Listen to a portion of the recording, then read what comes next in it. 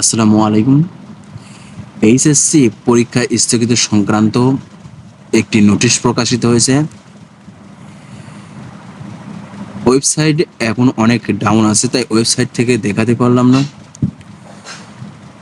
শিক্ষামন্ত্রী অনির্দিষ্টকালের জন্য সকল শিক্ষা প্রতিষ্ঠান বন্ধ ঘোষণা করেছে।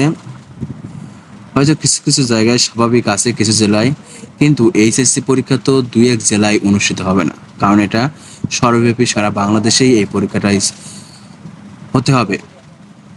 সেক্ষেত্রে স্বাভাবিক না হওয়া পর্যন্ত শিক্ষা প্রতিষ্ঠান খুলবে না এবং এইচএসসি পরীক্ষা 11ই আগস্টের পর অনুষ্ঠিত হবে। আজকে 25 তারিখ, 11ই আগস্টের পর এইচএসসি পরীক্ষা অনুষ্ঠিত হবে। তবে যদি পরিস্থিতি স্বাভাবিক হয়, পরিস্থিতি যদি স্বাভাবিক না হয়, সেক্ষেত্রে দেখা যাচ্ছে আবার পরীক্ষা কিন্তু স্থগিত করতে পারে।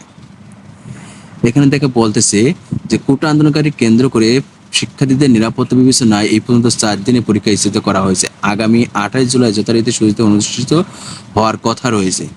প্রসঙ্গত, পরীক্ষার সূচি অনুযায়ী আগামী 11ই আগস্ট এইচএসসি তৃতীয় পরীক্ষা শেষ হওয়ার কথা ছিল। এদিকে চলমান এইচএসসি সমমানের পরীক্ষা গত 18 জুলাই সকালে ছিল ভূগোল দ্বিতীয় পত্র এবং বিকালে ছিল অর্থাৎ যে পরীক্ষাগুলো ছিল 21 জুলাই সকালে ছিল রসায়ন প্রথম পত্র, অর্থাৎ এই পরীক্ষাগুলো ছিল এখানে বলতেছে 23 জুলাই সকালে ছিল, অর্থাৎ 23 জুলাই যে সমস্ত পরীক্ষা ছিল, 25 জুলাই যে সমস্ত পরীক্ষা ছিল এগুলো। প্রসঙ্গত, পরীক্ষার সূচি অনুযায়ী আগামী 11ই আগস্ট এইচএসসি তৃতীয় পরীক্ষা শেষ হওয়ার কথা ছিল, অর্থাৎ তোমাদের পরীক্ষা 11ই আগস্ট কিন্তু শেষ হওয়ার কথা ছিল। এখন 11ই আগস্ট শেষ হওয়ার কথা থাকলেও সেই পরীক্ষাটা এখন বর্তমান যে আন্দোলন বা দেশের যে সমস্ত পরিস্থিতি, এই পরিস্থিতি বিবেচনা করে আবার পরবর্তী 11ই আগস্ট থেকে পরবর্তীতে তোমাদের পরীক্ষা শুরু হতে পারে, যদি কিনা দেশের অবস্থা স্বাভাবিক হয়। সেক্ষেত্রে নতুন করে রুটিন প্রকাশিত হবে এবং সেই সকল আপডেট নিউজ পেতে অবশ্যই চ্যানেলটি সাবস্ক্রাইব করে পাঠিয়ে। সবাই ভালো থেকো, আল্লাহ হাফিজ।